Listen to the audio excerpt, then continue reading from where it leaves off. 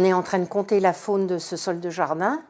Quand on commence, on met de la terre, on va la laisser sécher naturellement. Les animaux, pour quitter la zone qui sèche et qui chauffe, eh bien, ils vont descendre dans le fond.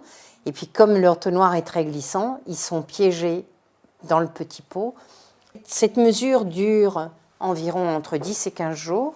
Donc après, on va se mettre sous le microscope et on va les regarder et les compter. Bon, c'est un sol qui a eu du compost, donc il a beaucoup de matière organique. On voit là un colembole, là c'était un acarien. Nous, ce qu'on compte, c'est la quantité, mais surtout aussi la biodiversité.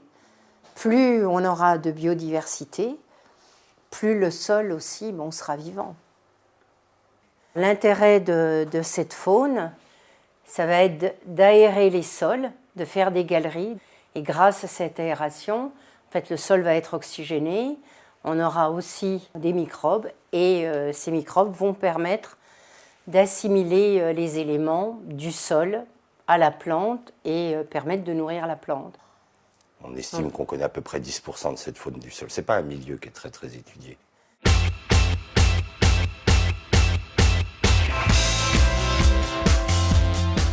Nous, on fait ces études-là pour l'agriculteur. C'est-à-dire que l'agriculteur, s'il nous demande de connaître son sol, on va lui dire combien il en a par hectare.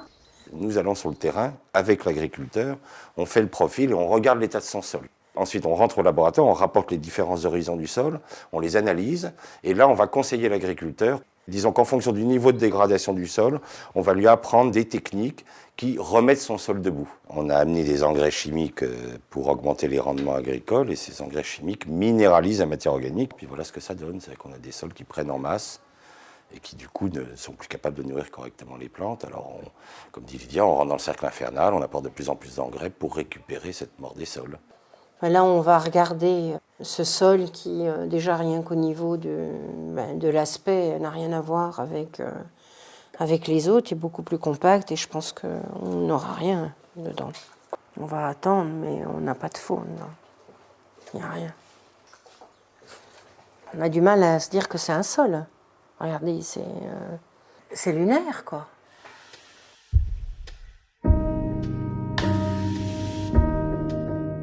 C'est une chaîne, ce qu'on appelle un itinéraire technique de l'agriculture intensive, ce qu'on a appelé la révolution verte, qui est une vraie catastrophe pour les sols, qui a donc amené des machines lourdes, labouré profond, mis des engrais chimiques et mis des pesticides, et cet ensemble qui a complètement détruit la biodiversité des sols.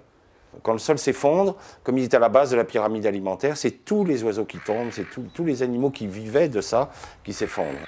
Tout notre travail, c'est d'essayer de faire comprendre à l'agriculteur qu'il faut qu'il revienne à des itinéraires où en fait il va remettre de la matière organique dans les sols. Le système, c'est de ne jamais labourer et en fait l'agriculteur, il va moissonner sa céréale ou la plante qu'il a semée. Il va essayer de garder des pailles les plus hautes possibles et directement dedans, il va semer un couvert. Les racines vont structurer, vont faire le travail du labour. En plus, on va nourrir la faune et directement dedans, après l'avoir écrasé, l'agriculteur va semer la nouvelle graine. Là, on est vraiment dans une agriculture durable parce qu'il y a moins de matériel, vous utilisez moins de fioul, on régénère les sols. Donc vraiment, au niveau du futur, il devrait y avoir même une obligation, je dirais, d'amener ces techniques-là et que les pouvoirs publics travaillent sur les plantes de couverture et travailler avec le sol. Mais le sol, quand vous travaillez avec cette biodiversité et cette faune et ces microbes, c'est gratuit et on n'est pas prêt à promouvoir ce genre de choses.